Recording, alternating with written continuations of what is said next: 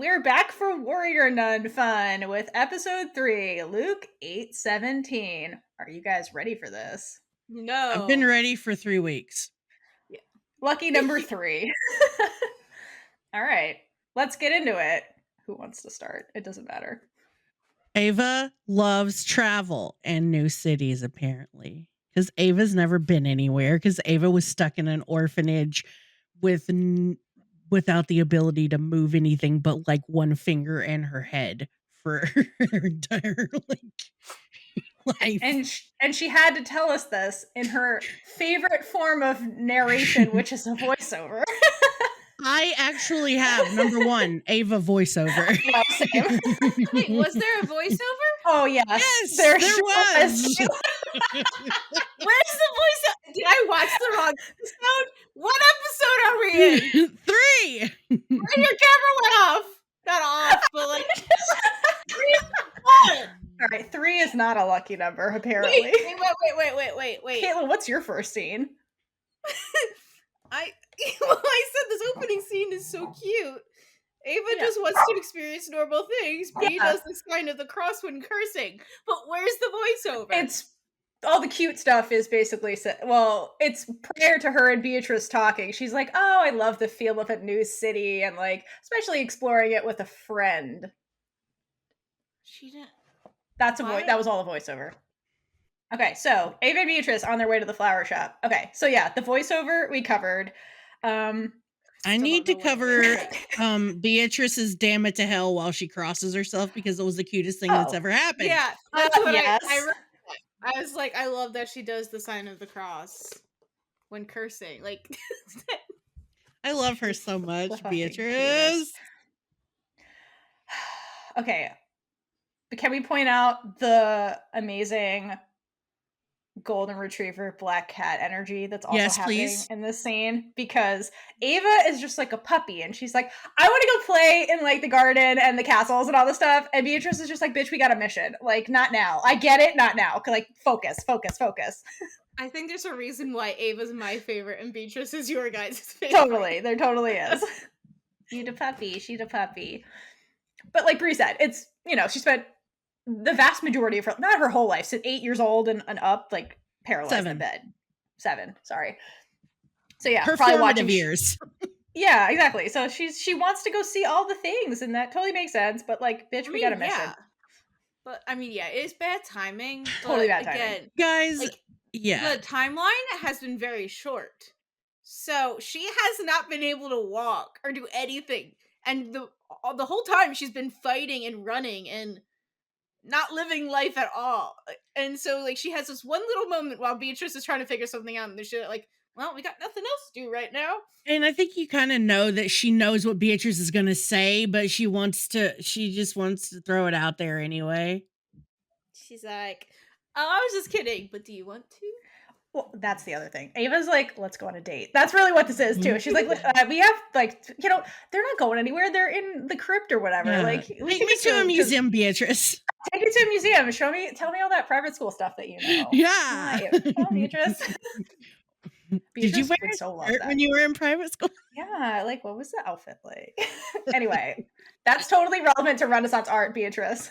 Last point I want to make about this opening scene is outfit appreciation time. So, shots for By Jesus for Ava's whole it does look good. It's a super gay getup. It looks really good. The Great hat, job, Christina. Huh?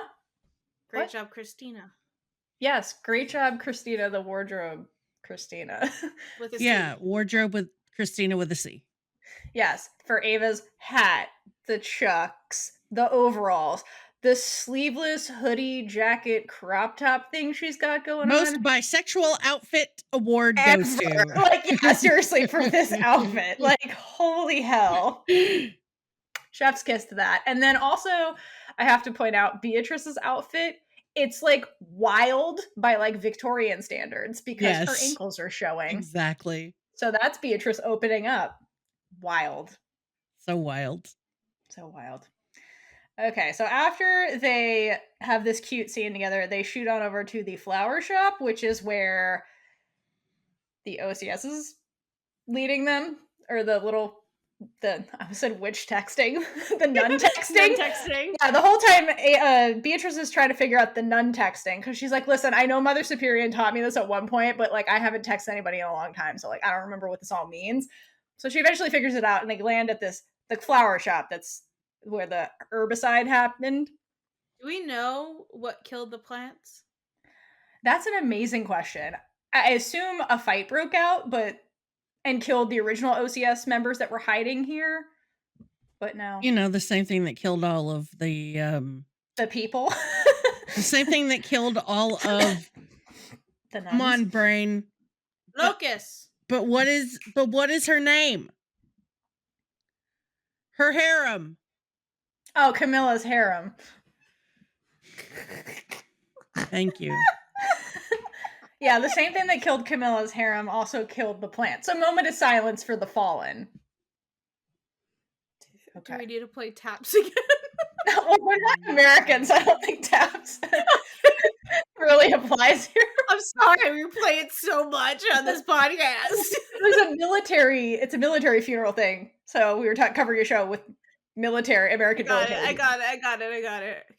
Anyway, so question about Beatrice. So Beatrice waltzes into this place, and after 3 seconds is like, well, obviously by the dust layers, Ava, it's been 3 days. Where on earth did Beatrice learn how to calculate time based off of dust? Was this an OCS skill, or is this something you learn in boarding school?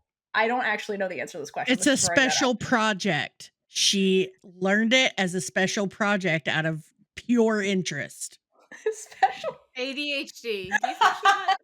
No, she does not. No, she definitely doesn't have ADHD. She really doesn't, but she just likes hobbies. But she is the type of person who's like, this could be useful one day. Who else would have the skill? Exactly. I'm going to have the skill. Also, I can't make out with girls. Might as well learn how to calculate time for dust. Seriously, that is boarding school Beatrice. Like, to distract herself for wanting to make out with her roommate, she's like, I'm just going to be in the library and learn everything. So she's like onto the most random books ever. She's like, dust timetables, I guess. And like is learning. And then she must be in this moment like, I knew that'd come in handy one day. Skill, Ava. And Ava's like, I just want to go on a date with you. Not because of any of this. Like, you're pretty and you hit things pretty, and also I see your ankles. Ankles? She's like, look at my crop top thing. Yeah. I wore this hat for you. Take me to a museum. Or take me to the movies, because I found these movie tickets behind the gargoyle. Exactly, because there's a convenient arrow in the soil that's on the floor. That's not obvious at all. Not obvious at all. Clearly obvious. No one would know to look there. No one. Except Beatrice. Exactly. And even the OCS is like, can you guys just go on a fucking date already? Yeah, Here's some movie tickets. So yeah. So they leave to go on the date, and they end up in the street. And what happens in the street, Bree? Listen. Can we go I'm back? listening. Can we go back for a second? All right, let's backpedal back to the dust herbicide. Yes, I have a bone. I'm gonna pick it. You have a lot of bones. Yeah, I have 200 some odd bones, and I saw one yesterday. Oh dear. Anyway, this is my nitpick. Wouldn't Beatrice say we're going to the cinema? Oh yes, you're right.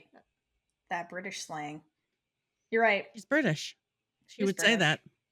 And it's not even like Ava's been in Europe since she was 7. She wouldn't say it either. She watched a lot of American TV. That's what I was thinking. Maybe Ava picked it up from television, because the nun that was trying to murder her wasn't talking about going to the movies or the cinema. So maybe that's where she got it. Beatrice, it doesn't make sense. You're right. And then later on, who says cinema? Ava? Camille? Camilla says cinema. Harem girl.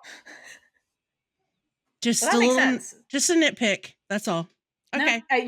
Because Beatrice has a lot of Britishisms, so that is weird. Maybe there's a writing mistake. That was like Ava's one thing that she wanted to change about Beatrice. She's like, all right, you know what I'm gonna do? Movies. Yeah. movie. Not cinema. Yeah, maybe Ava's been planting that seed for a while in the 2 months they've been together, and she's like, let's watch a movie. Let's watch a movie. Let's go to the movies. Let's go to the movies. So maybe it's just in Beatrice's brain now, and she's like, movies. Damn it, cinema. Damn it. She's at least I read the text right. God. I'm blowing this. Consciously correcting herself. Yeah, that's Ava's impact, maybe. All right, fine. So they're outside now. Let's go outside. Trying to go to their date. Yeah. Guess what? They're trying to go to their date, but there's some dudes following them. And guess what? Ew. Beatrice knows where they all are. And her super spyness is coming out again. Not only can she read dust, she can read her environment, because that's a very OCS kind of thing to do. So hot. It's very hot too. Yes. Because it's just, that's literally in my notes, because it's hot. So she points it out sort of in the way. And then Ava's like, oh yes, this guy's looking in, like, you don't window shop at an accountant's office kind of thing. Like, they're making mistakes that are obvious. You wouldn't look that way because the bus is coming from this direction. So yes, these people are following them and they're doing a bad job of it. And they were not trained well. No, they're not. They're worse than the spree. Absolutely. Or the splurge, whatever. Announce themselves. So we get into the differences between Ava and Beatrice, because Ava's like, all right, we're going to lure him into an alley and beat the shit out of him kind of thing. And Beatrice is like, never spark a conflict until you have complete understanding of your odds. Also hot. Bee's tactical training is kind of lost on Ava, who is a punch now and ask questions later kind of person. And punch again. And then punch again. It just shows their differences, but also how Beatrice is just like, I know you're doing things the wrong way, but it's cute. Yeah, I'm still into you. Whatever. Let's go down this alley. Yeah, she's like begrudgingly like, fine, I'm into you. That's Beatrice's word in season 2 is fine. Everything's fine. So. And fine. Then they get in the alleyway. Yes, I have a note. Oh, what is your note? Oh no, for the alleyway. Okay. Should I describe what happens in the alleyway real quick before we do the notes? Okay, real quick. So they go down the alleyway, ditch the dudes, and then Ava's like, cool, we're in the clear. And Beatrice is like, yeah, there's somebody else. I kind of hear them or whatever. And then she gets shot by a dart. And who the fuck is in the alley? The not hot priest. Yeah, I had a different name for him. Which is? Asshole douchebag. Also, that's his middle name. Not hot priest, asshole douchebag. Yeah, that bitch is back. And then you have to give credit to Ava though, because Beatrice gets hit by the dart, but Ava's like, I'm not gonna let you fall, bae, and then like catches her so that she doesn't like get a TBI, like hit the wall. Mm-hmm.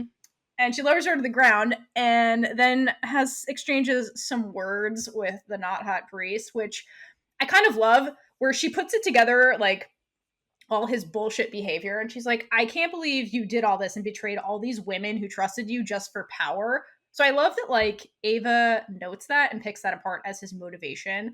Like, he's spinning all these lies, and he's like, oh, no, it's because I found the truth. But really, no, he's kind of after power. She's kind of right. And she's using all the women at his expense, which is kind of like what's been happening with the warrior nuns since they've been conceptualized, the whole thing. I think that's part of why she's so, like, suspicious of all of this stuff, and she has every right to be. So... yeah, I love that she's the one that points this out as the warrior nun too, who's like the person who's like most being played by everybody for literal power. That's like Adriel's whole thing. So I love that she sees that as Ava. Yeah. Well, yeah, they're gonna get into a fight. They do get into a fight, and Ava's like, bitch, I can phase, and then he punches her and he's like, now with Divinian tattoos you can't. and then we get to the hottest part of the episode, where Ava levels up in bi energy and flips her hat to fight that bitch. So everyone, in honor of Ava, 1, 2, 3.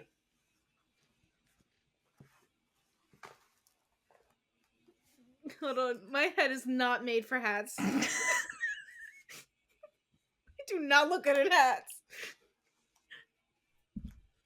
And there we are. Right. Now that we're all gayer than before, let's get into this. I love that she had to do that because, like, she's like, yeah, no. Why wasn't she wearing it backwards to begin with? It doesn't matter. And then once she gets really gay, they start fighting. And eventually she gets the upper hand on him and, like, he shoots himself. Well, he goes to shoot her with the dart, the tranquilizer dart, and she ends up, like, using the halo blast. Redirecting it.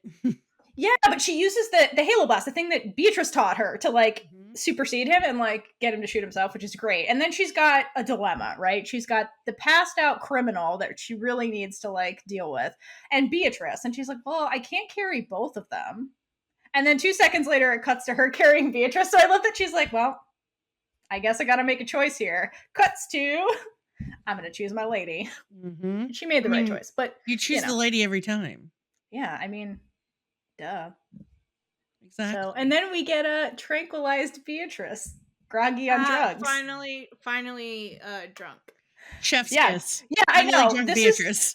This is the drunk Beatrice we should have seen exiting the bar, but no, we see her on sedatives. Well, apparently they stayed till bar closing, but they only had a few shots in the beginning, and so they were sober by the end. I don't believe any of that. That doesn't make According any goddamn sense. to the director. I know. I don't believe I don't care. I don't believe that. I don't care. I rebuke all of that. Well, that's not what happened in my head. No. I'm trying to get us to talk to the director. I know. So you can ask. She don't have to listen to this part of the podcast, but I don't agree with that. No. But you have to give credit to groggy Beatrice, right? Who needs Ava to carry her because drugs are in her system. But the whole time she's like, no, Ava, go that way. Don't do that. She's trying to still bossing her around, even though she's like completely out of it. So you gotta love the control freak in her is still there. I feel that. Right? No, go around the back so it's not obvious. Like, what are you doing? And Ava's like, yeah, okay, sure, I trust you, even though you're out of your mind on tranquilizers. Sure. Okay, and then they get to the back entrance, and Ava props up Beatrice, and she's like, hang on, you rest, darling, while I figure out the fuck's going on. And she tries to get in the door, and is like, God damn it, it's not working. And then gets yanked inside by Camilla. And then I have a question for what happens next, because then Beatrice ends up inside the room with them. Does Camilla pull her, or does Beatrice dive in the door after Ava? Both. I couldn't really tell. Both. Yeah, I think it's both. Yeah, I feel like she just kind of stumbles in. Because, like, the way it's shot, like Camilla, obviously, like, she pulls Ava and then she moves back towards the door to go get Beatrice, but, like, Beatrice is, like, already leaning, like, almost like she tried to, like, go in after her, but, like, has no control over her body, and then Camilla's like, oh, good, I was coming to get you. Ava and Beatrice are magnets. Right. Again, it's just the protector in Beatrice is still there, even when she's on sedatives. Yep. Okay, so I love that. And then we get our reunion with our ship captain, Camilla. Yay! Yay! Guess what? Camilla says cinema. She sure does. I assume she's from Europe. Like, we get a bit of her backstory this season, but she doesn't say, like, does she say where she was? I don't remember, actually. No. I assume Europe. She was in Cancun. I picked a random place in my head, and that's what came out. Camilla was in Cancun. No. With her harem. I didn't hear Cancun. What the fuck did you hear? I didn't hear it at all. Oh. Anyway, in this scene, Camilla is jealous with FOMO over Beatrice and Ava being all hanging all over each other and stuff, and having inside jokes like, oh, she's all had too much tranquilizer dart today. And Camilla's all like, I guess you'll have to tell me that story one day. I've just been keeping Mother Superior alive and shit, whatever. You guys got to go off together for 2 months. Yeah. What the hell's going on here? Like, literally. So I think that Camilla, like, during the season feels a little bit off, and like angry, like she has a chip on her shoulder. And I think part of it is because she feels left out from like the sisterhood, because like Ava and Beatrice got to like be off alone together, and she literally was by herself with Mother Superior, and Lilith never comes to visit. So I think she feels left out, especially like with the, I mean, look at the two of them. They're literally hanging all over each other. Beatrice has no habit on showing her ankles. Camilla's like, who is this? First of all, like, you guys are out here just like living your best lives, and like I've been in the nunnery with Mother Superior. So I think she feels very, very like left out, you know. I have a note about this later, but I feel like she's also very resentful because they do still treat her like she's the new person. Yeah. Oh, totally. Beatrice she's definitely like, you does don't that. know what we've been through. Yeah. So, yeah. Move along. I'm now in charge. Yeah. Of you.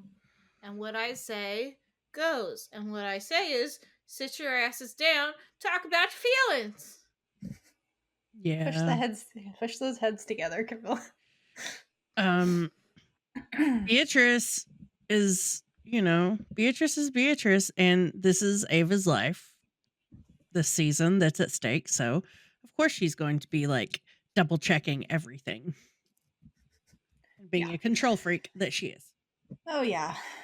But anyway, then we get them in the cinema being cute and watching a movie that just happens to have nuns in it. Like, was this plan? That seems okay. If you're trying to hide your super secret nun organization, I feel like you try to be like, can you please play a different film? Because no, obviously the best place to hide nuns are in nuns.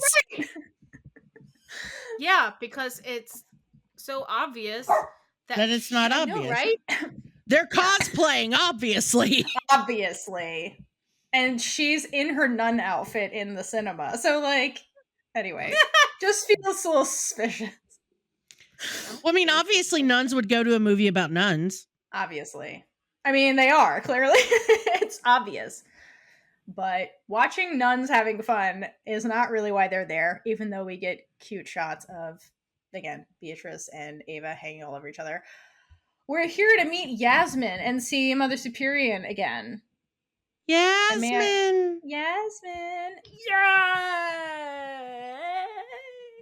I really, really love the reunion with Ava and Mother Superior, though. Like, oh my gosh. The way it's like, nothing is really spoken, but there's clearly, like, respect between them now. And, like, I don't know, you can tell that they, like, definitely understand each other a lot more now. It's just a very... I like the way their relationship, like, evolved. You see, my friends, if you have real acting talent, you cannot say a word and people will know exactly what's going on in this moment or scene. And that's what happens here. Totally. And then we have a moment where they pray for all the fallen sisters, and they do like a little prayer circle and like hold hands.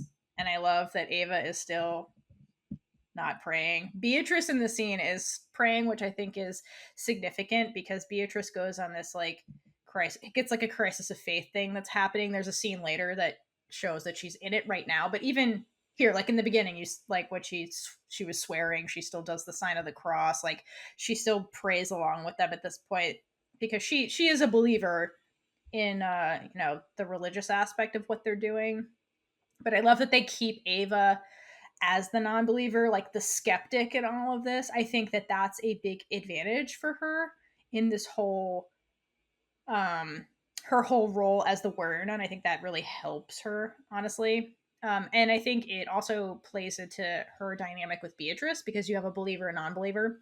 And I think that's another way the two of them balance each other out. And it gives them different takes on like the Adriel situation. And, for Beatrice, I think faith has been this kind of grounding thing she's always had. Like when her parents told her she was, not normal and like all that stuff. Like I think this was something that kind of always grounded her, and that's common for a lot of people. And it's been this like a constant, right? When things are uncertain. And I think she can offer a bit of grounding to Ava when she spirals, because Ava doesn't have that kind of grounding thing. Ava had this horrible thing happen to her that uprooted her whole life. And So I think it's a way they kind of like Ava offers a new perspective versus like Beatrice can ground Ava when she needs it. So it's another fun aspect of their dynamics I really enjoy. I also think it's just like almost habit too. Totally. No pun intended, Kaitlynn. Oh my god, I've been over here because you just said she's a believer and she's not a believer, and then all my head was, I'm a believer. I knew it. Couldn't leave. I knew it. Why is this not surprising? That's from Warrior Nun the musical. Right, that Kaitlynn is writing for everyone. Featuring you heard it here first, folks. Donkey. What? Featuring Don Quixote? What? from Shrek. I've never seen Shrek. I learned that song. Yeah, it's because I'm a baby. I've never seen that movie, so I can't help you. It's okay. So we already went past Yasmin getting introduced. We haven't got. Well, Yasmin is in the scene. Next, we're gonna meet Yasmin, or Yasmin meets Ava. I do not remember how this scene plays out, and I watched it yesterday. Okay, that's okay. No, go ahead. Yasmin meets Ava and fangirls, and it's adorable. And they high five, and her divinium necklace glows. And that's how she's like, "You're her." I have a comment on that, but go, Kaitlynn. I just I love how Ava is so excited to see people. Like she's just like, "Hey, new person. How you doing? High five." And like Yasmin is meeting like the legend she's heard her whole life, and it's just like, "You're her." And we have to then Ava's response to that when the divinium necklace glows is peak dumbass Ava, where she's like, it's glowing, and she's like, I'm not the warrior nun. What are you talking about? It's like, Ava. She knows. But also, it's peak dumbass. She's like, maybe I'm not the warrior nun. What are you talking about? It depends on who's asking. Who's asking. It's glowing. Like, I love it. Peak dumbass. I love it. Go, Ava. I love it. But anyway, Yasmin's like, okay, finally, I can tell you guys why I'm here and like what I have to say. And it's, I know how to defeat Adriel. And then we cut away. Yeah, because we can't have the information now. Not yet, but it's titillating, does it not? I am titillated. You know what I'm even more titillated by?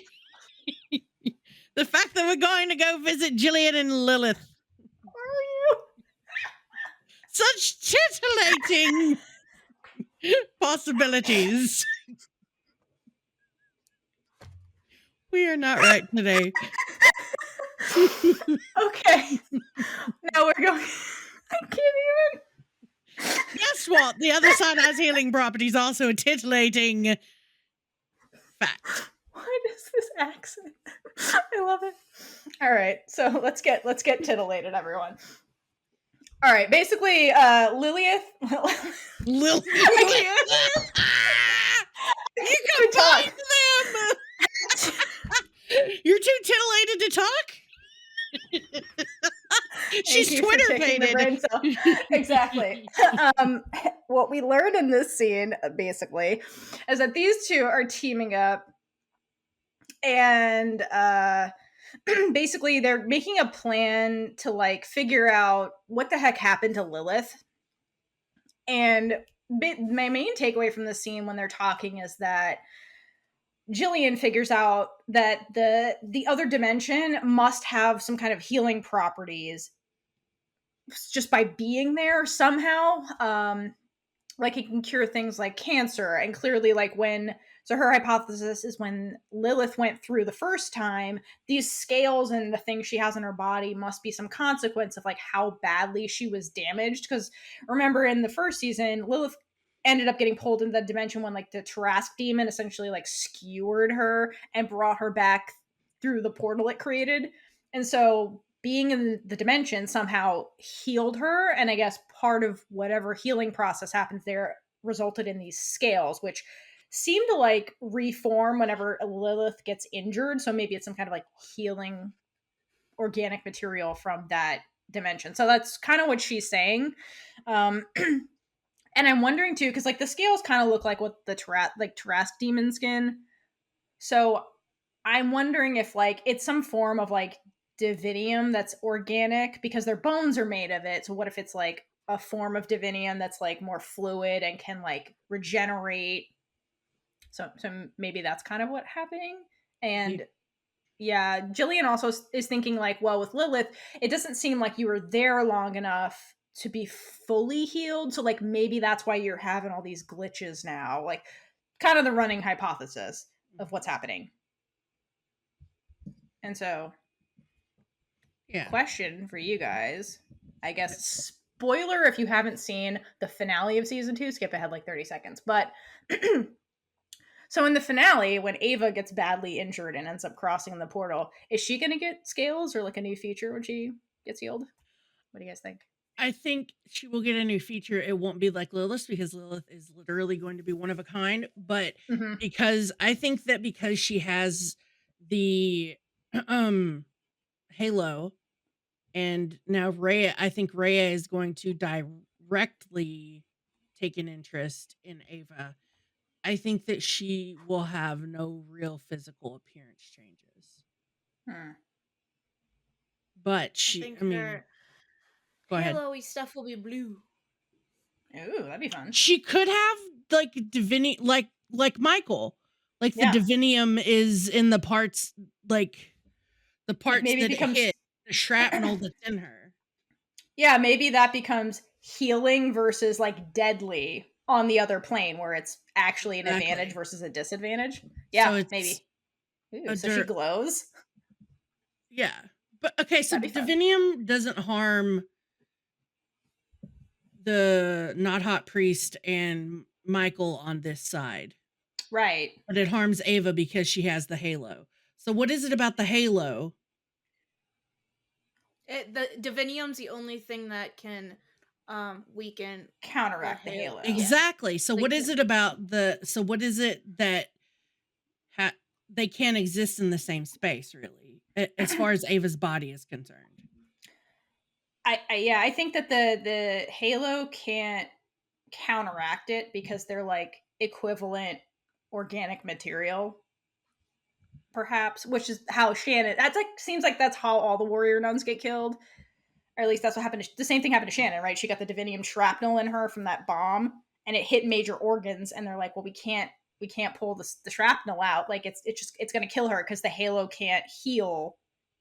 They can't counteract the divinium. So Rhea would have to get the divinium out of Ava, yeah. Right. Or maybe she can like magically maneuver it or something, and it becomes a part of Ava, and it becomes an advantageous thing when she gets it away from the organs. Like, who knows? So maybe she will be glowing blue. Yeah. We don't know Rhea's powers as a god. Right. But she definitely had some kind of interest in her, for sure. As a god. As a god.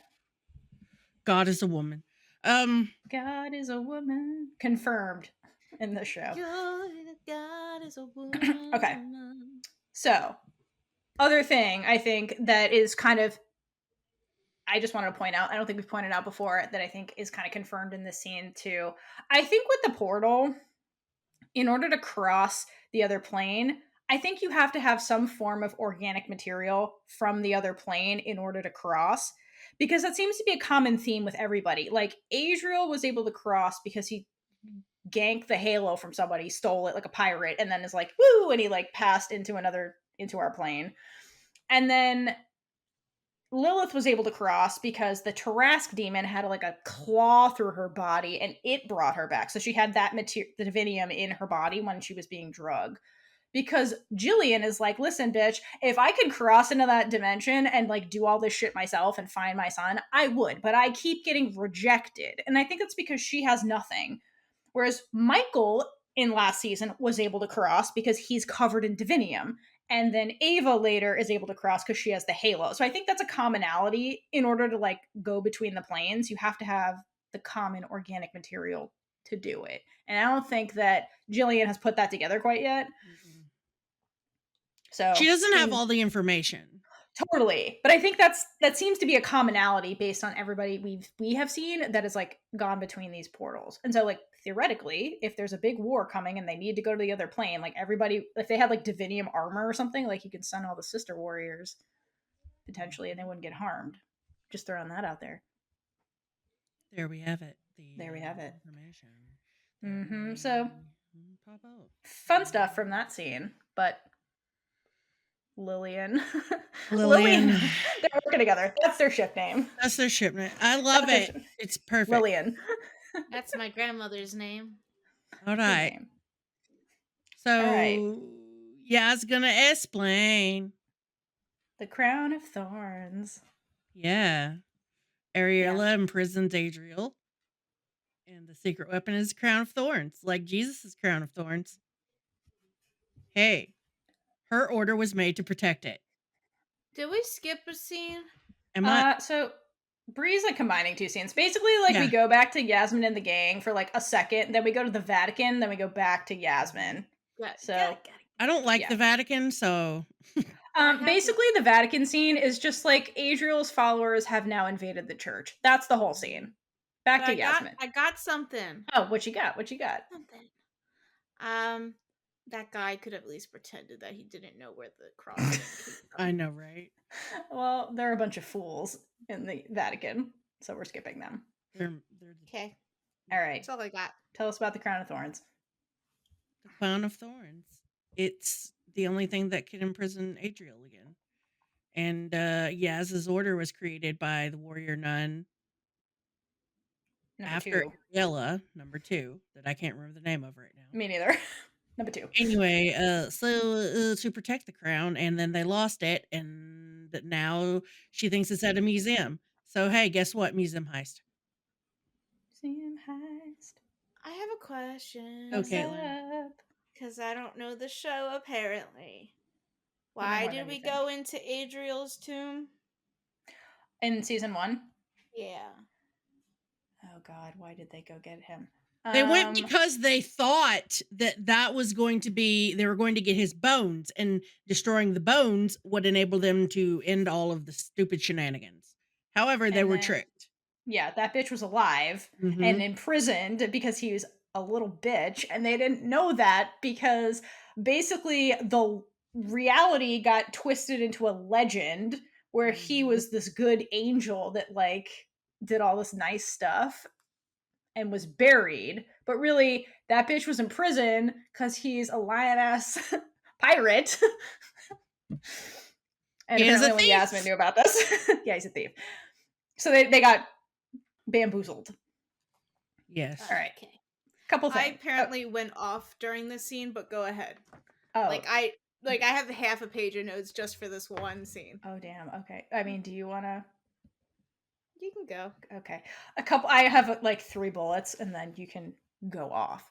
So Crown of Thorns, it's something from the other plane, and it works by neutralizing whatever powers these beings have. And apparently it showed up 1,000 years before Adriel because of Jesus.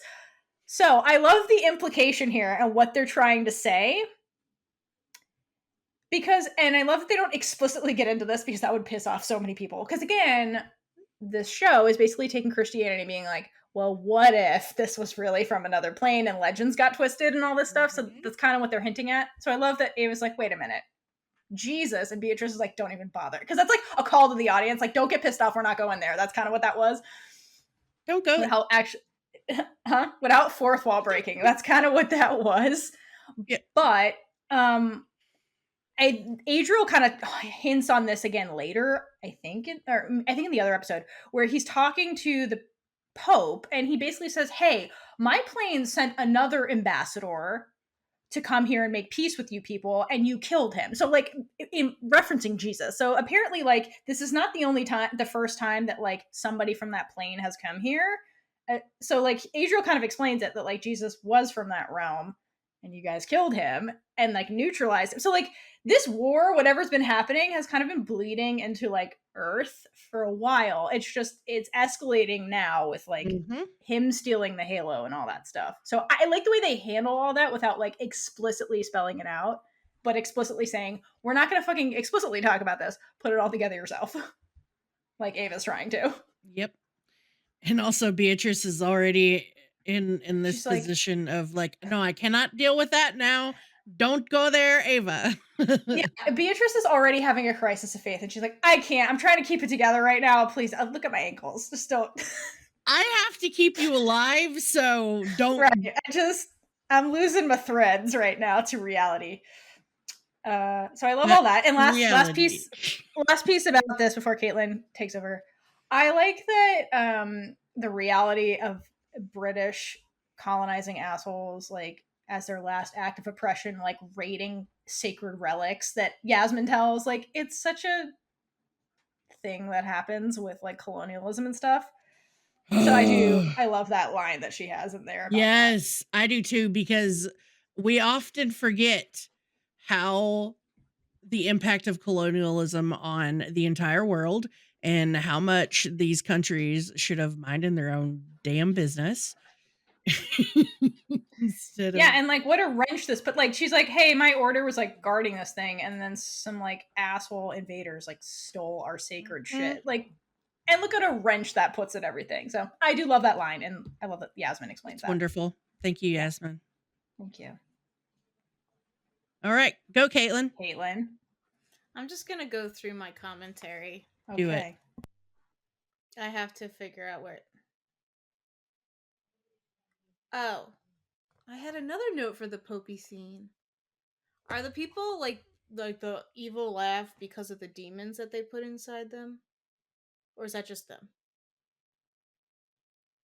I can't hear you. Sorry, it's raining. I'm trying to like. I love the rain though. Yeah, I know it's loud.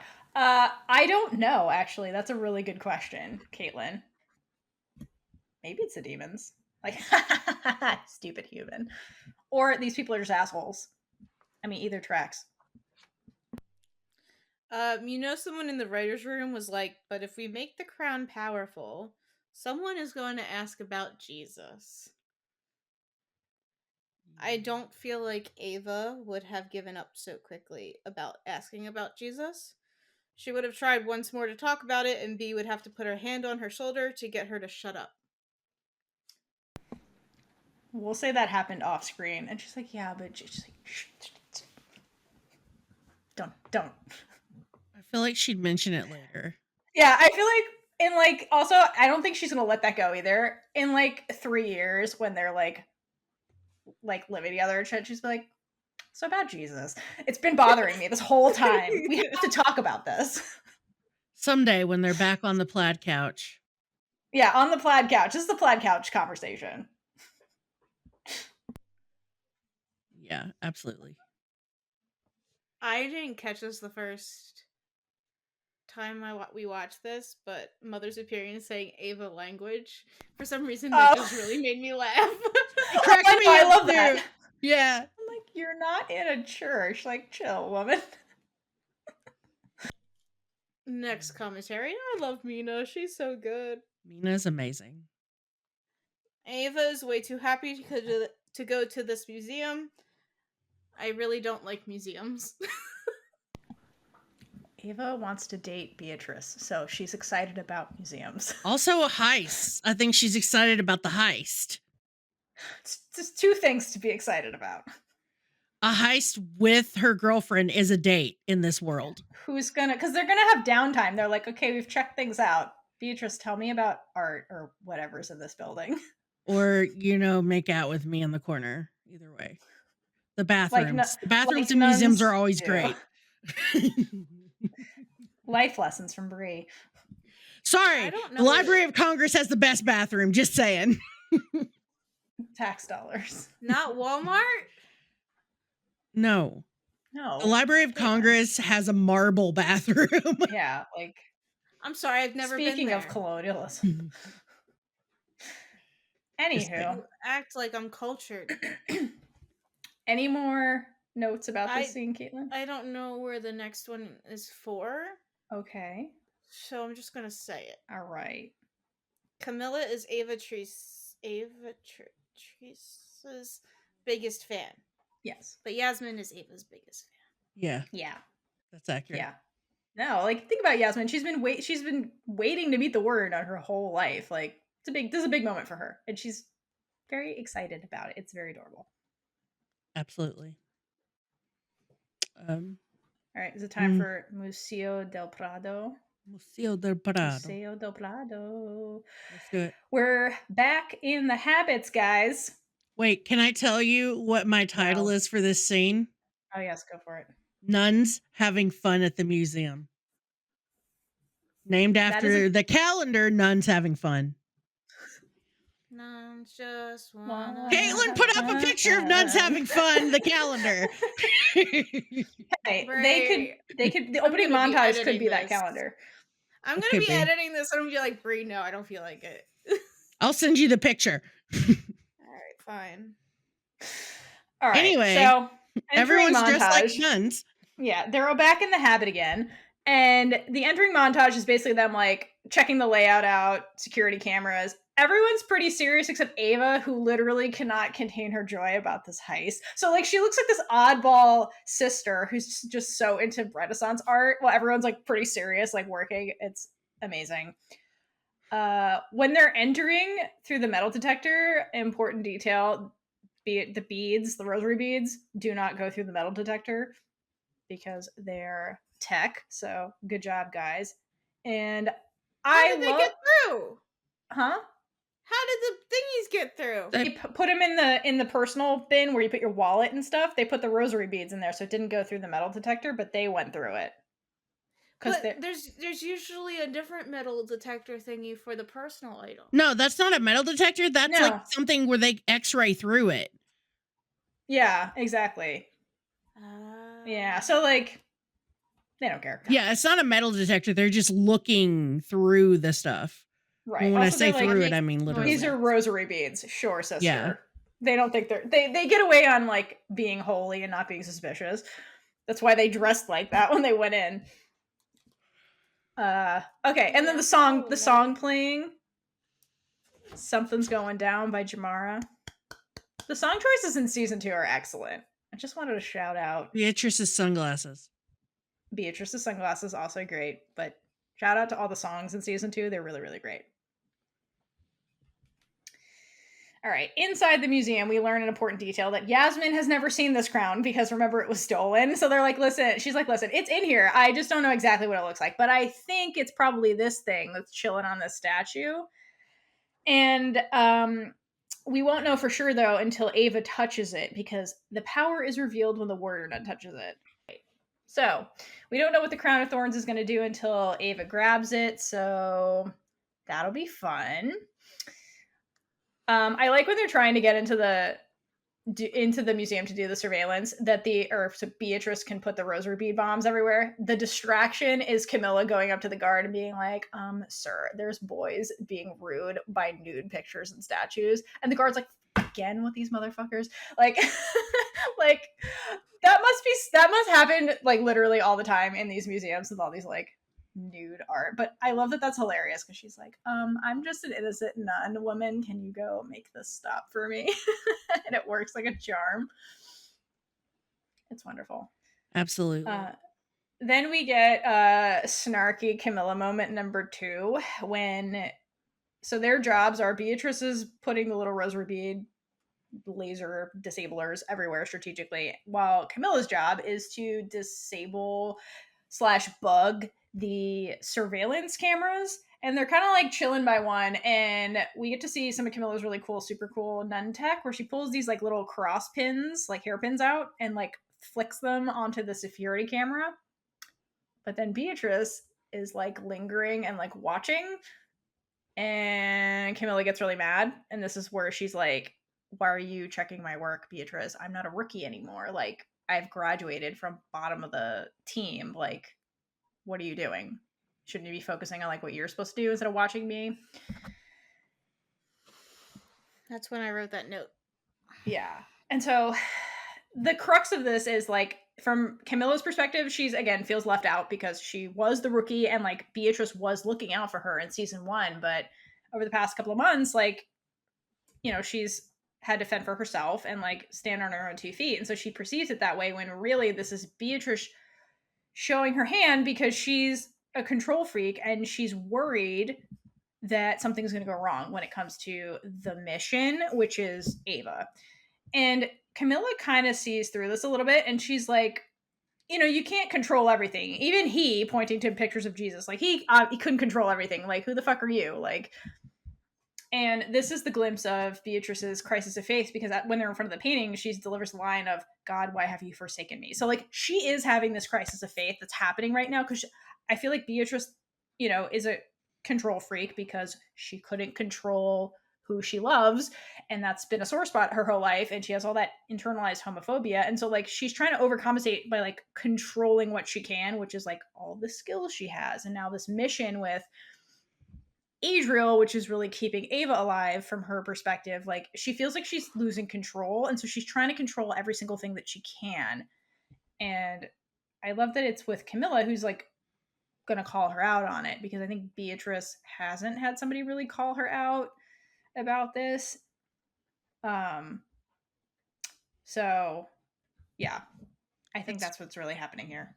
It's the line that really says it to me is, if we're going to beat Adriel, everything has to go according to the plan. And that's when Camilla's like, bitch, that's not gonna happen. Because nobody knows. Won't. She's like, it won't, though. Like, you need to accept that. Accept that things are not going to go to plan, and we will move from there. Yeah, but I think that Beatrice is, I think she does know that, but she's coming off the knowledge of Mary's dead, and that Ava could die. And so it's, again, her emotions are clouding her judgment, and Beatrice doesn't really see that yet. Like, she can't see it yet. She's just panicking and trying to, like, overcompensate by controlling everything so that her worst fear doesn't play out. Absolutely. Yeah, so... Anything about that before we go back to Lillian? You took the words out of my mouth. I'm like, are we going back to Lillian now? Lillian's I got experiment. Something about half of Lillian. All right, what you got about half of Lillian? I just find it very interesting to see Jillian's like role and relationship with everybody contrast from season 1 to season 2. Because, like, yeah, I think we had a lot more Jillian in season 1, and seeing more of her when she's in a position of power rather than her in. I feel like she's more vulnerable now, to a large extent, and has given up the control of her company to that asshole Christian. I think the other piece of it too, why she feels different or is read as different, is also because in season 1 she's framed as like the bad guy initially, because like, oh, science is against religion. That was like kind of how her and Christian were initially framed, and like Arctech and all that stuff. They were kind of cast in like dubious villain kind of role, and now she's just like curious scientist. It's kind of like mainly what she is in season 2. So even here with Lilith, it's like, yeah, I want to get my son. Like, that is totally still my motivation. You cannot forget that about her. But she's also like, I'm at the point where I'm also just like a scientist and really curious about what the heck goes on, and like, what really is this other portal? Why is this thing glitching every 6 hours or whatever? Like, I think she's like entrenched in her scientific curiosity too. So she's also like now like she's more like a rational character than like the evil villain kind of thing. So she's like more useful to our like protagonists, I think. Yeah. Yeah. I like that she's never tries to lie about what her motivations are with Lilith. Yeah. Because, I mean, if she was the supervillain, she would, I mean, obviously. Whatever. She'd push Lilith through the portal. Yeah, exactly. Totally. But like, I like that she's very straight up with her. She's like, yeah, like, because like Lilith feels used too. And so, and Jillian's like, yeah, kind of, but you know, I also like genuinely do want to help you, and also I'm just scientifically curious about what the heck is going on. So like, she has I have so many motivations. Exactly, she has multiple motivations. Yeah, and she doesn't lie about them. She's like, no, like, you're right. Like, I'm not selfless here. Like, I have another motivation, but like, one of my motivations is I do want to help you. Like, you know. So anyway, this scene, the crux of the scene is basically like they're gonna partner up, and Lilith now has her like supercomputer suit that will let Jillian monitor what happens when she goes into when she crosses the plane, so she can kind of figure out what the heck is going on. And it will record the journey, which is important. And then so Lilith is like, all right. And she essentially goes through the portal. Jillian goes to her supercomputer and is like, what is going on? And then 3 seconds later, like Lilith like gets ejected and she's like smoking and passes out. And that's basically the whole scene. Yeah. Yeah. Oh no. Yeah. Poor Lilith. And then we go back to the Vatican, where I have immense attention issues when Poopy Dude is on the screen. Here's my comment here. The Pope is a mob boss. Yeah, and he's taking them to the torture chamber. He's in his holy city. Yes, the Pope is a mob boss who's taking the person he wants information from down into the holy torture chamber. The holy torture chamber, because everybody's like, well, you're the Pope. You're not going to torture anybody in the Vatican. No, like, are you kidding? Hold my wine. This place has seen more torture than you have ever imagined. Yeah, let's go do some more. So that's basically that scene. And then we're back at the heist. Oh. I think I do. Sorry, guys. I said that I have attention issues, and then I actually paid attention to that scene. But this is more about religion in general. Like, I understand that Adriel is basically evil, but everyone has different beliefs, and it's kind of like they only want people to believe in their god, where like other people are trying to believe in Adriel. So my biggest issue with religion is that they don't acknowledge other religions. Christianity, really. Why should I believe in this god and these stories when there are other religions as well? In a sense, it's like we are trying to spread Christianity and wipe out other religions. That's the idea. Isn't this like non-lethal genocide, for a lack of better term? Yeah, you're right. And the part of like what's going on with the Pope too, and they touch at it more in the last 2 episodes, is that he keeps saying part of the reason why he won't acknowledge him is if I acknowledge Adriel, it makes him legitimate. And then now his religion is officially competition. Like you said, Kaitlynn, for exactly what you just said. So that is being depicted here. You're absolutely correct. Because, his sect of followers threatens my power is definitely part of it. For sure. So. My boss is angry. Mm-hmm. So, back at the heist. Finally, we get to the statue that Yasmin thinks is the winner. And she's like, Ava, I can't wait for you to grab this thing so I can know what the heck happens, because I'm just curious about all of this. And Ava's like, we're going to do this shit. And then we go back to the lab. That's basically that scene. I said the effortlessness that Mother Superior beat that dude. Oh, we're not there yet. Oh, shit, really? Yeah. Okay, well, I skipped the scene. So heist time is later. You skipped, like, a couple of scenes. Yeah. It's like several. Kaitlynn was like, heist. Yeah. You skipped Lillian. You skipped Lillian again. God. So well, there's a reason. I know. So back at the lab. Lilith has had enough.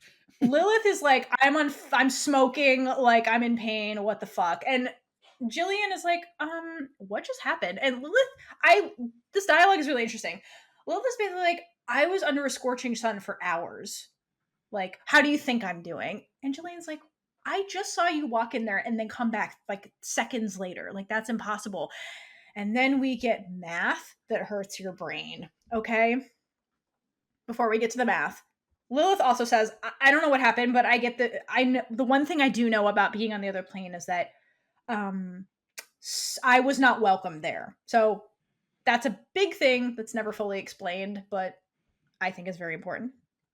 And then we get the confusing math, where Jillian discovers there's a time discrepancy between Earth time and like other plane time. And basically what she said, she clicks on like the screen on Lilith's like supercomputer suit and is like 107 minutes passed while you were over there and only 7.8 seconds passed on our plane. So like 8-7. Huh? Oh, 7.8 seconds. Yeah, 7.8 is what Jillian says. So, meaning that like time happens faster in our world and like slower on the other world. So like whereas we experience 1 second, it's like 13 minutes on the other plane happens. So, I was curious, how long has Adriel, the pirate thief that stole the halo, been gone from this other realm? Because remember, they're still trying to get this fucking halo back. So if time's elapsing differently, the people on the other plane are like really invested in getting this thing back because it's been a very long time. So they say like 1,000, he's been here for like 1,000 years, but like I wasn't really sure. So in the comics, the OCS was founded in the year 1066 B, like after Christ. So like I just went with that. And that's kind of when around the time he showed up because that's when the OCS formed. So rough estimate of this math, he's been locked up for like 900 years, right? And so he's been gone from his realm almost 12,000 years. Those people are very motivated to get that fucking halo back if they've been looking for him for 12,000 years. Like that halo must be super important. It was like my main takeaway from all of this. Or they just are infinitely immortal and don't give a shit about time. But still, a 12,000 year grudge. Weird vampires. Yeah, I mean, that is another thing. If you're immortal, they touch on this in like the new Lord of the Rings series. Like you experience time differently, definitely. But like that's a long ass time to be trying to get this fucking halo. Like the halo must be really important, is what I'm saying. Because like after a while, you're just like, let's give up. But they don't give up on this thing. So I think that signifies the power of like, how important the halo really. Because we still don't really know what it is. It must be really fucking important if they're still trying to get this damn thing. Absolutely. After 12,000 years. So Adriel's a little ass bitch. Well, my math is wrong. Oops. That's okay. It's a rough estimate. What'd you figure out, Kaitlynn? Kaitlynn did some maths too. I did 2 hours of math and I'm still confused. It's very hard to do. Somehow I got that it's 815.76 times longer than us. Because I did 7.87. Okay, so that's what I'm going off of. No, do it. It's all it is. So by that, 107 minutes is equal to 6,420 seconds. Yeah, that was my math too. Okay. And those equaling each other, 1 second should equal 815.76 seconds. Yeah, I rounded, but yeah, that's about right. So what math were you doing? Then I was trying to calculate how many is in a minute, hour, day, and month, and year to do all the other things. And I'll tell you all the things that I got for a year. So I got 4,022.93 years in 1 year. I got... Hold on. I have another page.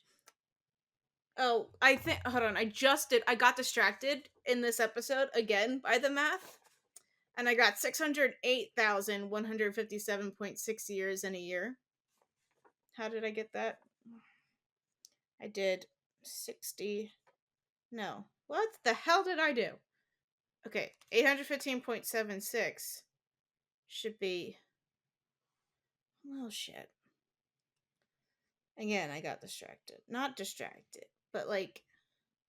If 800... Okay, so 815... Because every time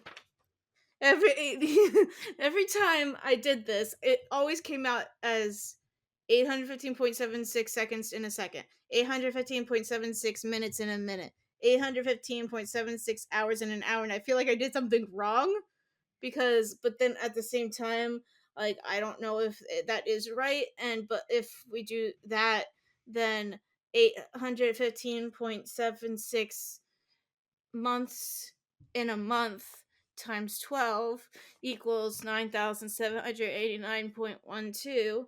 Wait, hold on. So that's That's months. So divide that by 12 is 815.76. And I can't do this one because you multiply it by the number, but then you divide it by the number to get the number. And so everything's just 815.76. So apparently 815.76 years in a year. And why the hell? I don't understand why I did a bunch of other math and got a bunch of different things. So 815.76 years in a year. And now if it's 815.76 times 2, wait, hold on. yeah. Because it's 8. This is literally, I was at Panera doing this yesterday. If it's 815.76 months in a month, times that by 2 months. Months in a month? Yes, because it's their months and our month. Yeah, when you do the, you have to essentially set up ratios and then convert a second to their seconds. What does 1 minute equal in their realm? How many months in their realm? Okay, I'm not done. All right, so math. I love this so much. This is the I love math. I had so much fun doing this. I hate this, but I love it at the same time. Kaitlynn, dear, what were you trying to calculate, though? That's my question. You never answered the question.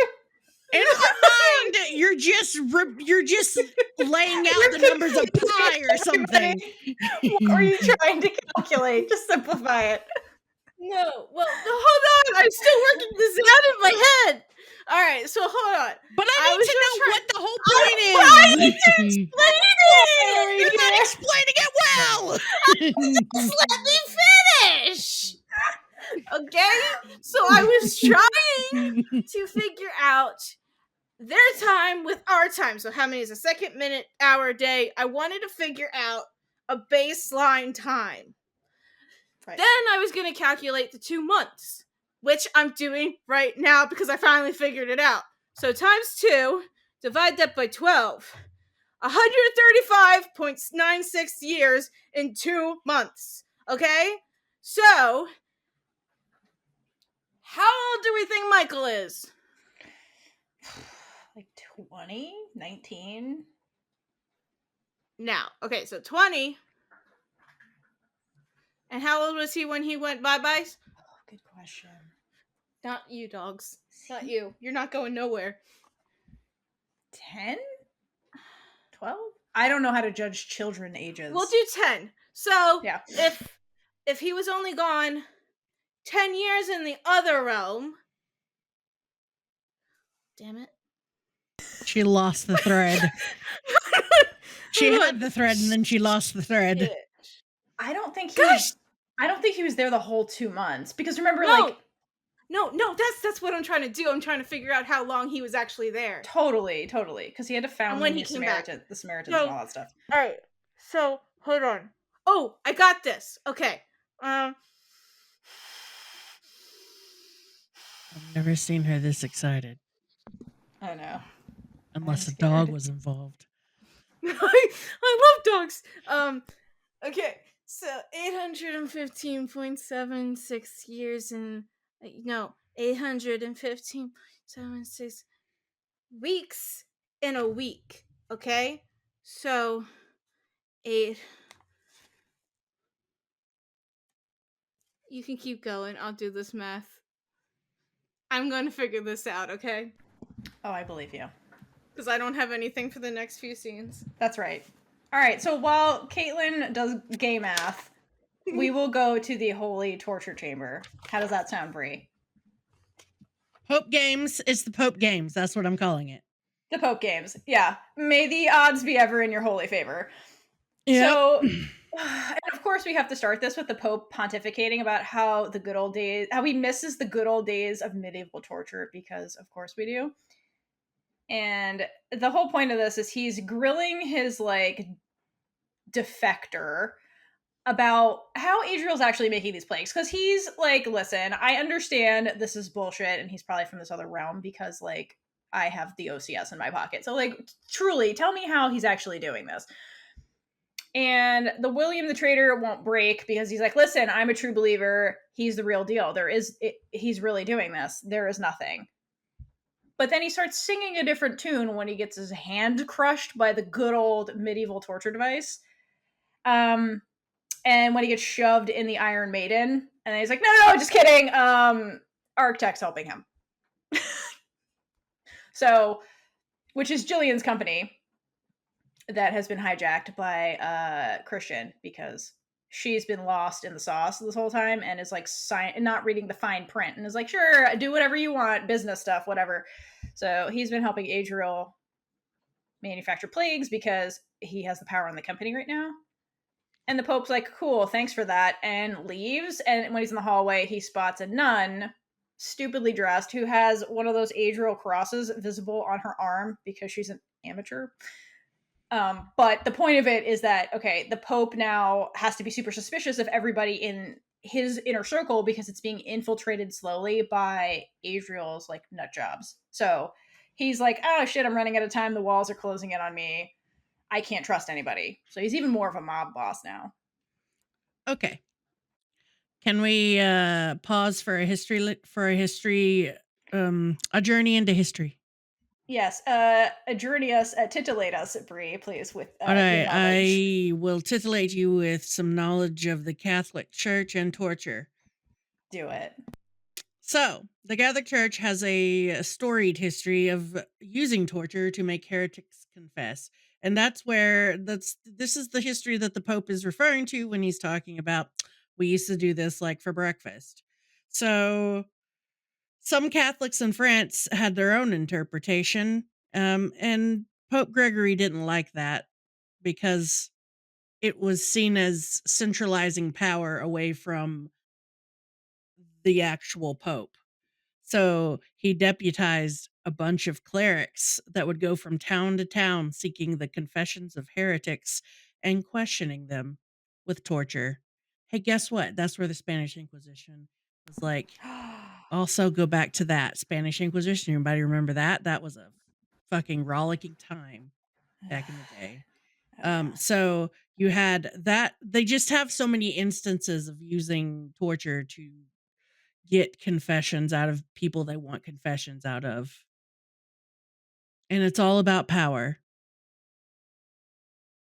So here we are, continuing the legacy. You know, because we're the good guys. Mm-hmm. Yeah. Amazing the atrocities you can commit when you dehumanize your enemy and think that you have morality on your side. Exactly. But I have another question. So every pope gets a pope name. What's this pope's pope name? Do we ever find out? Damn, that's a good question. I don't know that we ever really. They just call him Your Holiness. They don't. Yeah, the people in his inner circle, and doesn't Mother Superior still call him like Duretti and shit, like because they've known each other forever. So yeah, I don't know. I don't think they ever say it. I want to know what his pope name is. Simon. Yeah, what's the Pope's name? Pope on anyway. All right, that's all I have. The Catholic Church tortured people. We're doing it again in this episode. There we are for funsies. But thank you for the history lesson. Speaking of knowledge, we're going to head back to the lab where Lilith is lurking at the portal looking hot as fuck in her black getup. So shout out to wardrobe yet again. Thank you, Christina with a C. Thank you, Christina with a C. And Jillian comes in and she ponders out loud. Like, she's in the scene. Okay, I want to talk about this and kind of break this stuff down because I think psychology of Lilith is like laid out visually in the scene. Basically, the arc kind of has this like bulletproof, I guess, glass around it. And Lilith is standing in front of it, and there's a reflection of the arc. And she's like kind of in the center, and then Jillian is on the other side, and they're kind of in the dark, so it's like illuminating her. And she's standing there, and she's toying with the nun texting necklace from the OCS. And she's pondering out loud while she's fiddling with this thing, like, why did it burn me?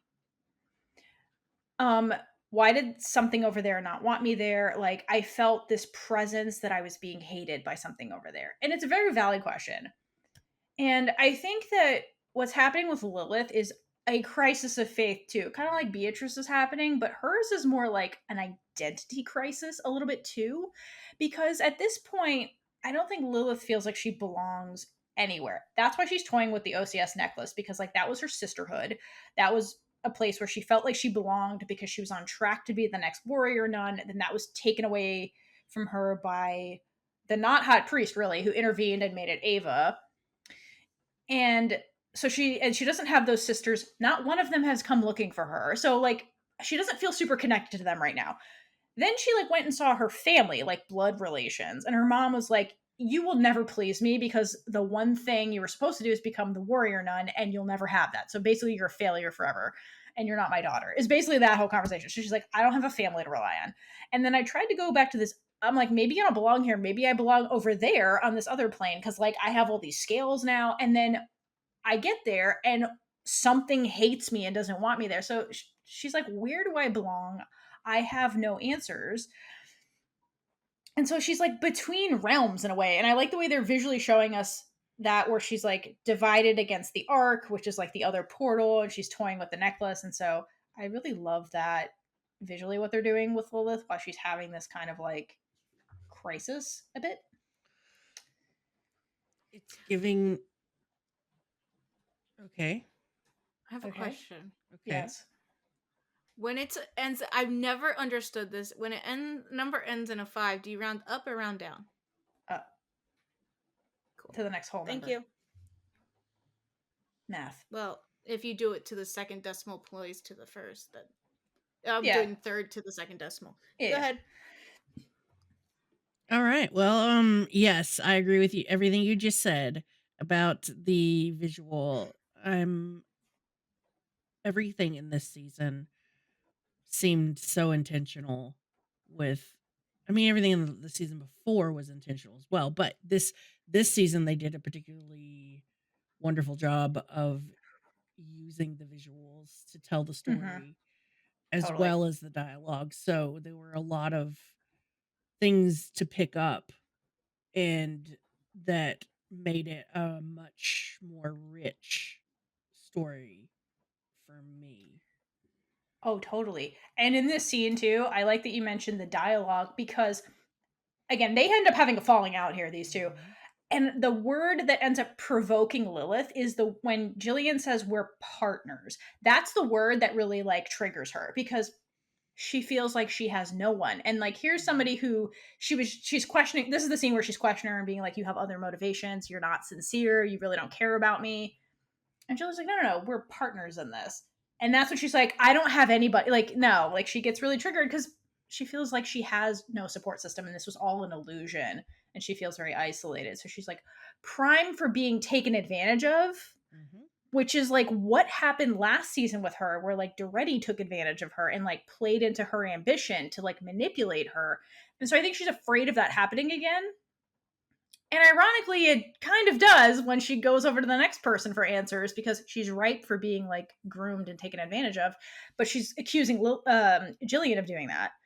And so ultimately she leaves to like go find somebody else who has answers, who is presumably isn't going to use her, which she doesn't say, but I think that's part of this.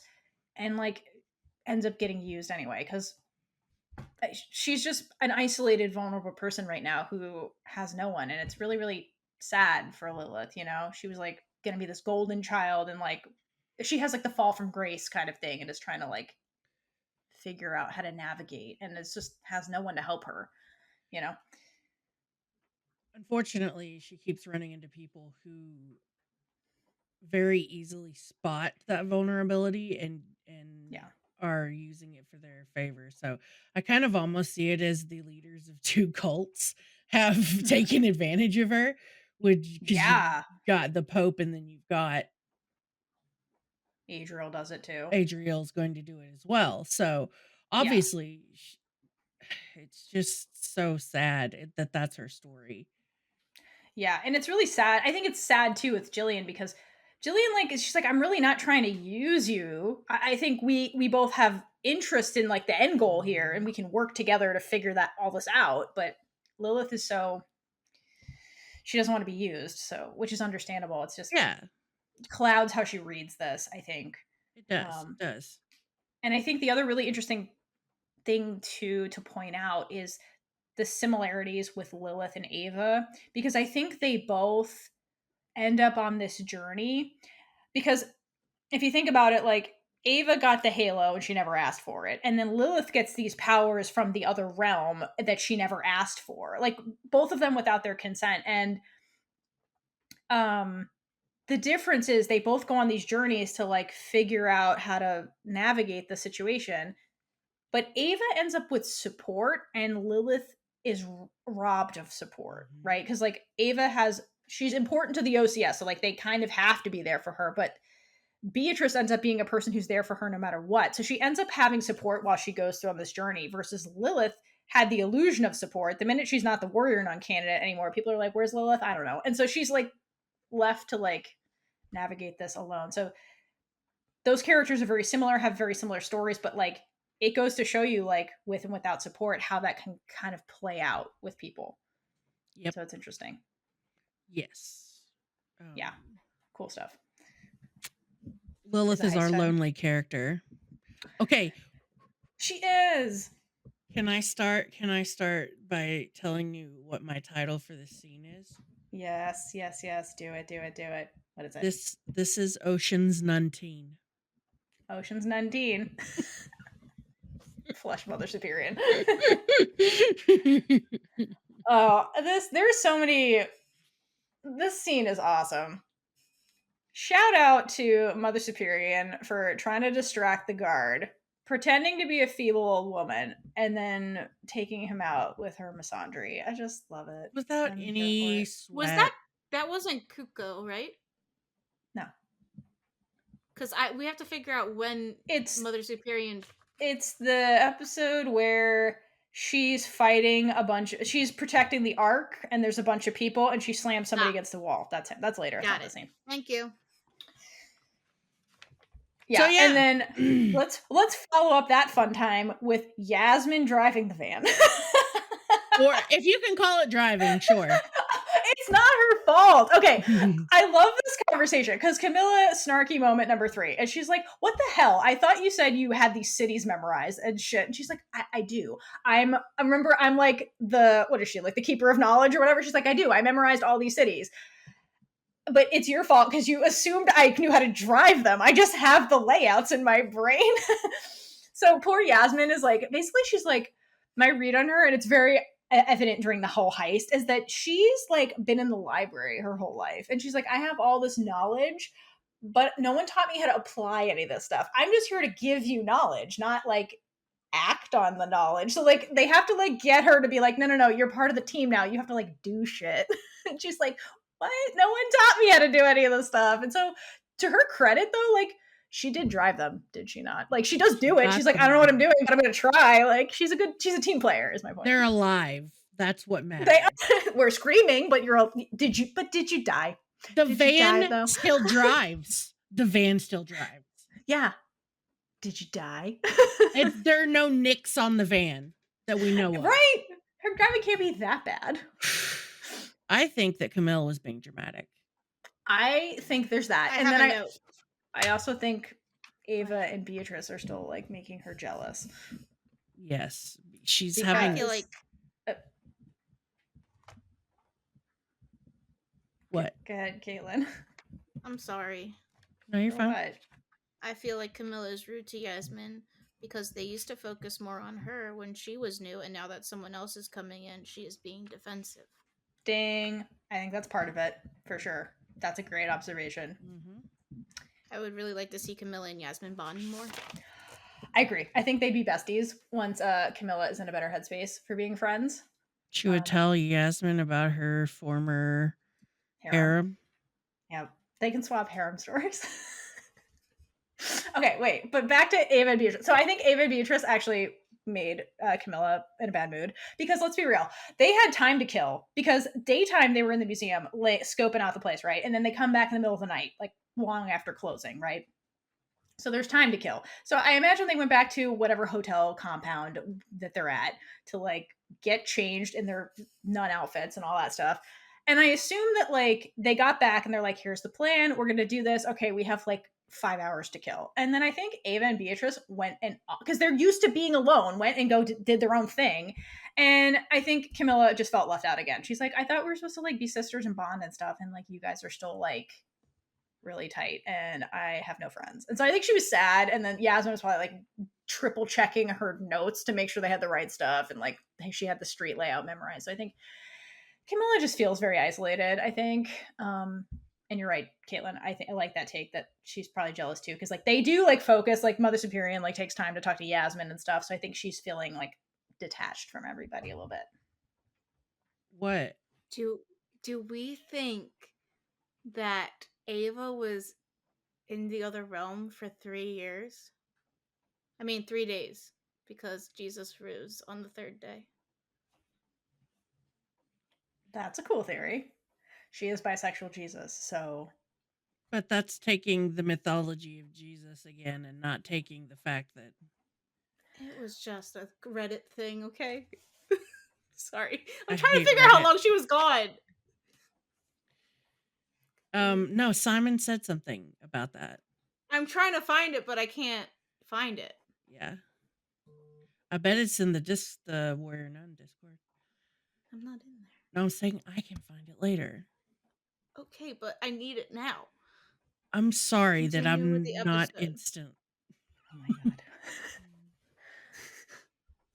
So we get inside the museum, and Camilla ends up doing her tech stuff to loop the CCTV, takes out the lasers with the rosary bead that Beatrice planted, and we get a full debut of the new OCS fighting outfits. So they're different than last year. Hot. Love it. And then we all get in on the plan. So Beatrice is like, okay, Camilla, you're going to watch our backs because we trust you, not because we're trying to be alone, even though that's what we're doing. But you are the one that's going to watch our backs because we can't trust Yasmin to do this. Let's be real. So you got this. And then Beatrice and Ava go off to go get the thing. And my money is on this was all Beatrice's plan when they were like sitting down at the table to figure this out, because she's trying to control everything. And she's like, I don't trust anybody else to go with Ava. Like, it has to be me because I can control the situation. Because, again, she's afraid something's going to go wrong and she's trying to, like, prevent that. So they get to the statue that basically Yasmin's like, hey, it's probably this one because, it looks like the one in the drawing. I think it's this. And Ava, like, phases through and picks it up and, like, nothing happens. And then they call Mother Superior and they're like, it's the wrong crown. What the fuck do we do? And then we get the scene with, like, Yasmin and Mother Superior and, like, it's, like, the pep talk. And it's really cute because I love the depiction of Yasmin here because we never get characters that are like real in these kind of situations. Because again, Yasmin's like, my order was just to like deliver this information and like the OCS is supposed to do it. Like that's my role. And then Mother Superior's like, no, we have to go in there now and you're going to have to like figure this shit out. We have to like do ground work now. And Yasmin's field like, work. No.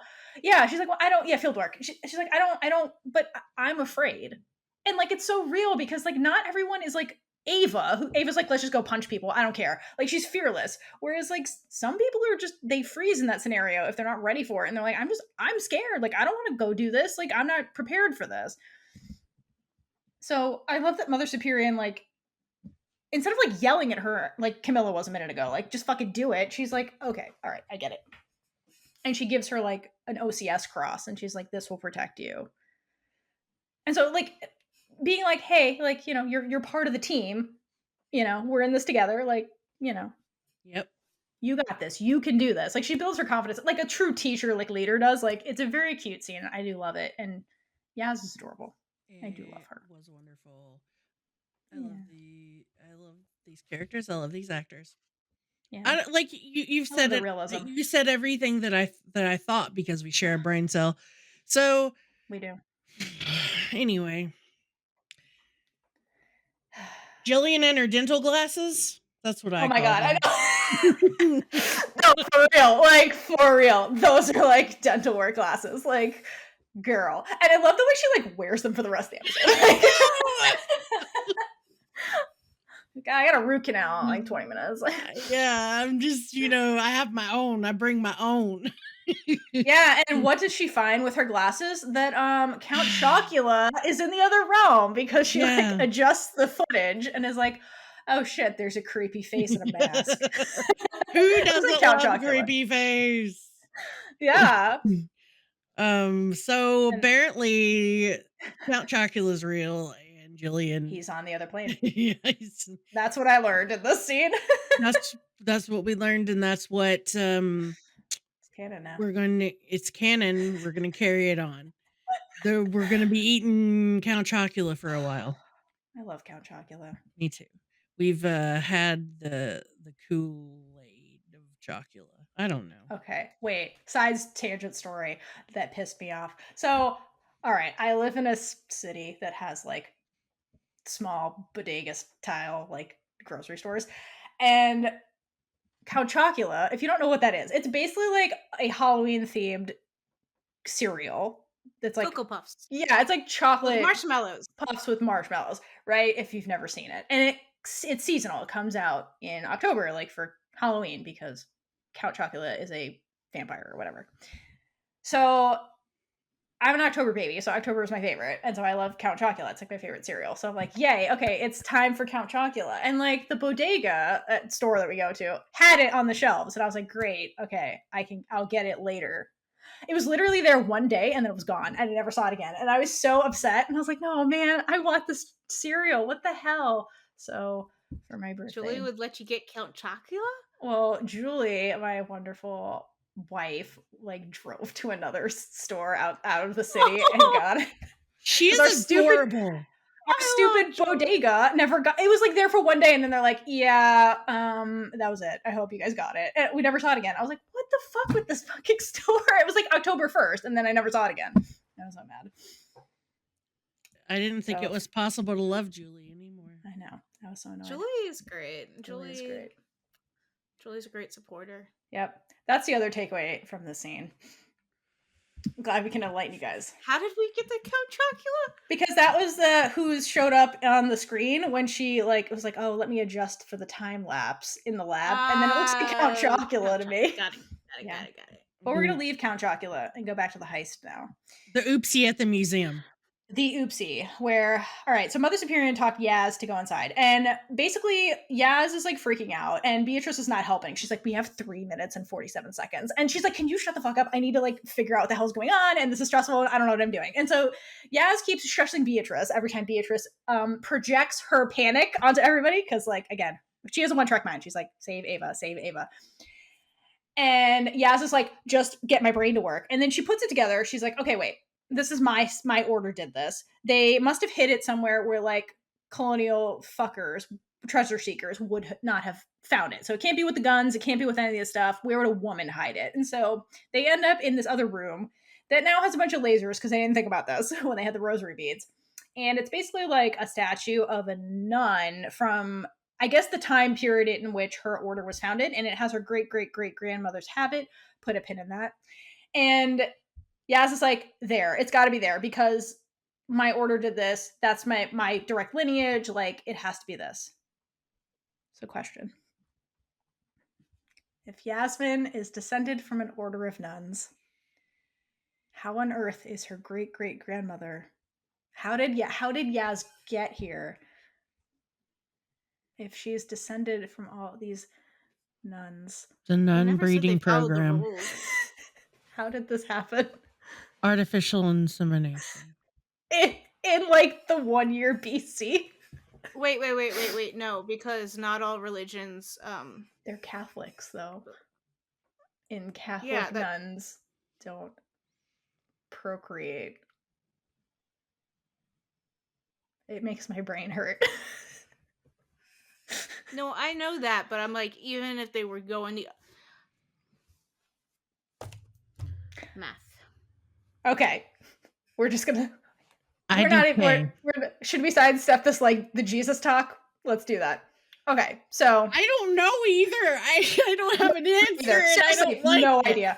Like, do we use the term nun loosely even back then? That seems unlikely, but like, did they? Yes. they're nuns in this order. I know, because they're their own private order, so like maybe they do have their own rules. Maybe they're like, we need more people that we can trust. I don't know. Yeah, maybe because like Lilith, we have this problem with Lilith too, because she was like born her family. to be. Her family keeps popping out people and then devoting them to the OCS. Yeah, like so. Yeah, it's I don't know.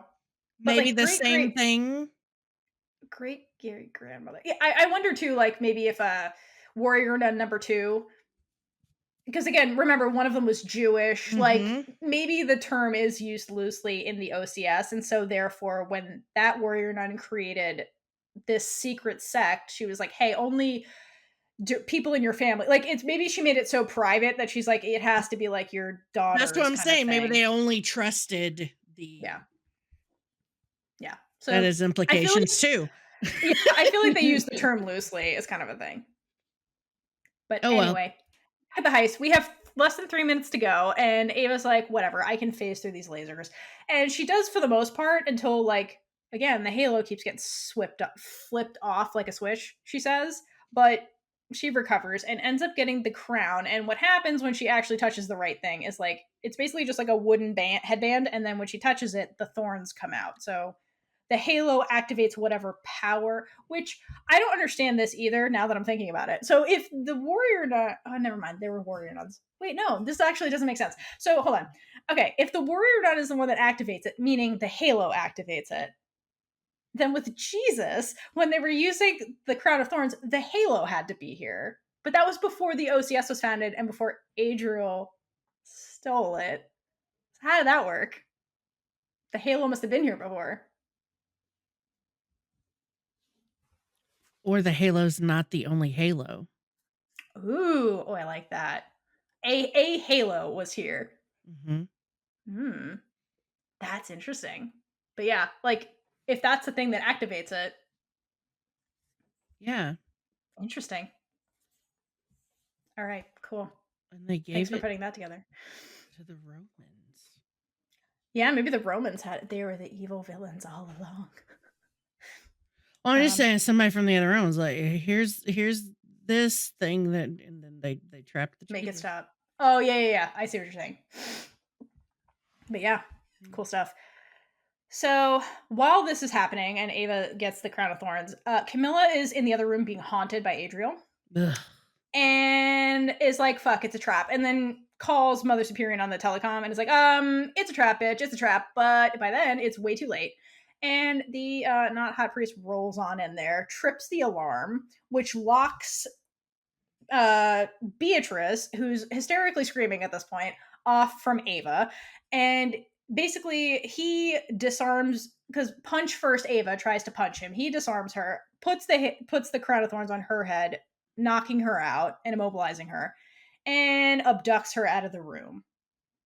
To everyone's horror. And then when Beatrice screams Ava's name, it's more haunting than when Adriel was haunting Camilla. And it hurts.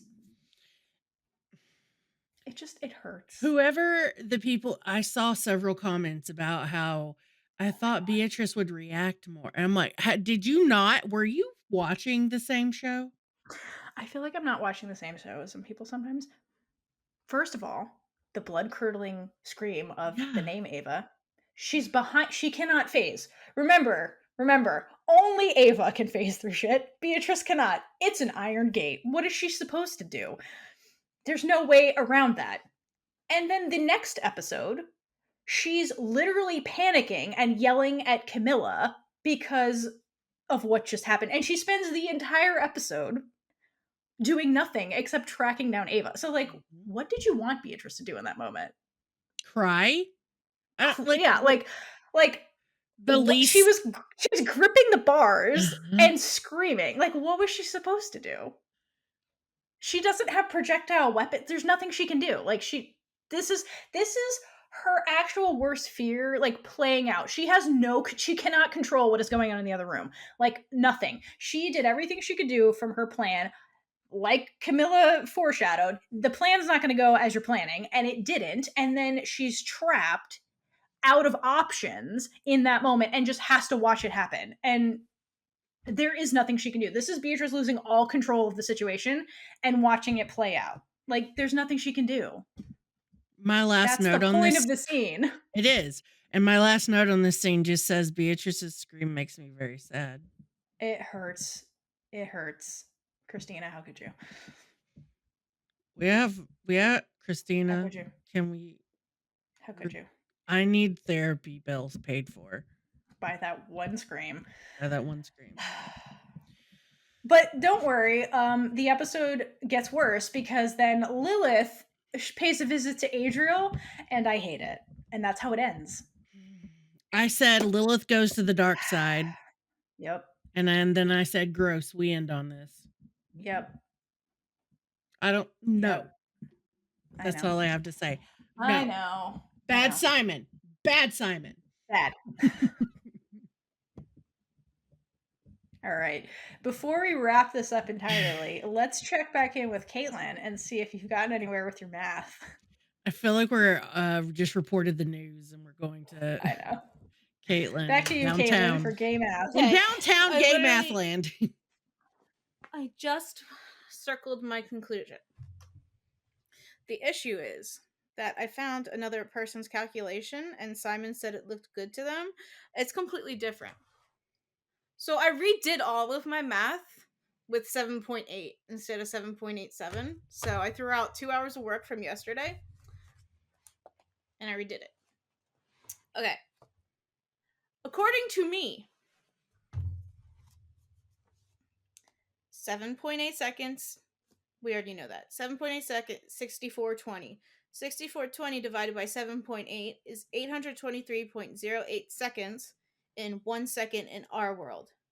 So every single time I do math to like expand that and then break it down to like years and years, I always get that number is that 1 year. So like 823.08 years equals 1 year. So if you do 823.08 years divided by 365 to get it to days, it's 2.26 years equals 1 day here. So assuming that Michael was 10 years old when he left and he's 20 now, that's just an assumption. I think he's older, so don't worry, I have multiple calculations. So for 10 years, 10 divided by 2.26 equals 4.42 days. If he was 25, 15 divided by 2.26 is 6.64 days. And now if we want to just give him an even week, he would be 25.82 because that 1 week is 15.82 years. The issue is that this... Oh my gosh, I'm going to butcher your name. Maureen? At Rainy the Genie. Okay, I like that one. That's really cute. We agree in our math, but they calculate 2 months into 60 days to hours, minutes to seconds. And somehow they get that 2 months is 13.53 years. So I don't understand how that works. So their conclusion is that Michael was gone the entire time. I guess they weren't trying to answer the Michael question. No, they're saying that he was gone all 2 months. No, he wasn't. He couldn't have been. He couldn't have been. Yeah, but they're saying that it's 13.53 years for 2 months. Yeah, I don't know. So, I don't have that all broken down. So I will give you credit, Rainy the Genie. But I'm going to put your math next to my math, and hopefully someone can explain it to me. Because... All right. I mean, if I have time, which is very unlikely, but I really would like to, because I have spent so much time on this freaking math that I have to know. Okay, offline we can do the math together. How's that sound? Okay. Okay. So, but anyway, so thank you, Kaitlynn, our BGE mathematician, for doing all of that for us to see how long Michael was gone. Woo! All right, so did you have any more commentary that you wanted to add before we go to the bisexual Jesus hydration scale? No, I just I interrupted enough. All right, so how many shots for bisexual Jesus would you give this episode? How did I forget about that? You forget it every time. I didn't last time. I know. I mean, in a time in the future.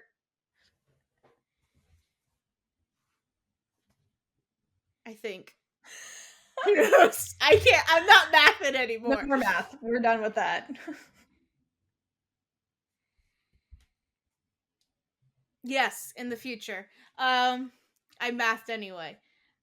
Oh shit! You guys go first. I think I'm gonna give this episode a 6. Because of Ava's outfit, the backwards hat thing.